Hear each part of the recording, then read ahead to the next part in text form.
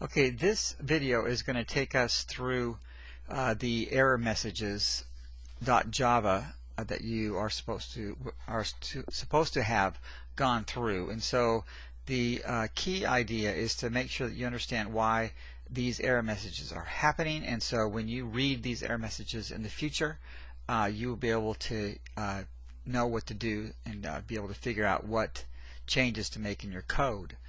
And so as we do compile this, what we see are we basically a lot of times just take care of the first error message, and that'll cover it. I mean that would be, it will take care of some of your other errors sometimes. So a lot of times I just do one error at a time. And so in here, what you look at is the error message begins really after it says error, and the line that it's on is going to be here, and it's going to highlight where the error could be. So you have all these things going for you. Another thing they have going for you is a caret, was what we call that, and that caret is pointing to the place that is oftentimes the actual place of the error, not always. It could be on the same line, or it could be above or below the line. So, but this gives you a place to start. Now, if you look at this, you see there's an error with it can't find Avengers. Now, I don't always do this, but this really helps me if I'm not sure what's going on yet, is to read these lines below. And it says the variable Avengers. The symbol that it can't find is the variable named Avengers. And if you look up here, all your variables are right after the data types. And so, or they're on the left side of the assignment operator. So here's a third one. And so Avengers is not supposed to be a variable. It's supposed to be stored. It's a value that's stored in movie scene. So the reason why it thinks it's a variable is because there are no quotation marks, which is what it needs. So if it had quotation marks, it would recognize it as a string, and a string has to be the value of a string variable. So what your fix is on this one is the quotation marks. So if it doesn't see quotation marks and it's supposed to be a string, it's going to think it's a variable. Okay, that's going to be a problem. All right, so let's go ahead and compile it again. And now we're looking at line 12. And again, it cannot find symbol, and the symbol is cost, and the caret pointing to cost. That's a problem. Alright, so one of the key things to remember, cost is most of the time there's a problem with it matching the declaration of this variable. So either the spelling or the capitalization is off, and it doesn't match when it was declared. So you go back and you look at when it was declared. When it was declared is when it has the data type in front of it. Well, you can see it has not been declared.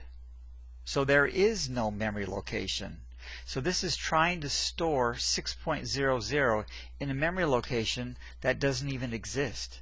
And that would be like in our demonstration in class when I said, well, go put this starburst inside a so-and-so's cup, but the person, that so-and-so has not put their name on a cup yet. So she didn't even know where to put the starburst. Well, that's what's happening here.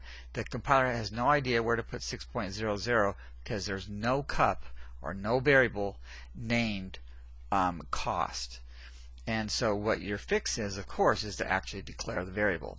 And so it's going to store a double, so we're going to, our decimal, so we're going to call it a double. Alright, the next error message is, see, we'll clear this and we'll compile it again, and we see that the error is now in line 16, and the error is it cannot find symbol again, and it's pointing to movie scene. So the symbol it can't find is the variable called movie scene. So what you do is you look at the variable call, and you look at when it was declared, and you try to see, do these match as far as spelling goes and capitalization. And as you can see, the S is capitalized here, but it's not here. So you have to decide, am I going to change the variable declaration or change the variable call? Now, because the capital S fits the camel casing idea of naming things, we want to keep the declaration spelling and capitalization, and so we're going to change the variable call. Alright, the next one is, I think this is the last one, and what it says is it can't find number of friends. So you should have cannot find symbol is your error message. Why is it? Well, this is the symbol, which is a variable, and it actually is. And so what we're going to do is we're going to look at when number of friends. Here it is right here. This is the variable call. When was it declared? Well, it's declared on the line that has the data type in front of it. And so we're going to look at this and compare. Alright, so you see this says num and that says number. Okay, so we're dealing with a spelling error. So do you want to change the declaration or the variable call? In this case, we want to change the variable call again, because the use of num is making the name of the variable shorter, which is more ideal. And so we're going to change that to variable call again. Alright, we're going to clear that and we're going to compile it, and there you go. Those errors are completely fixed. You've debugged your program. These are very, very common errors.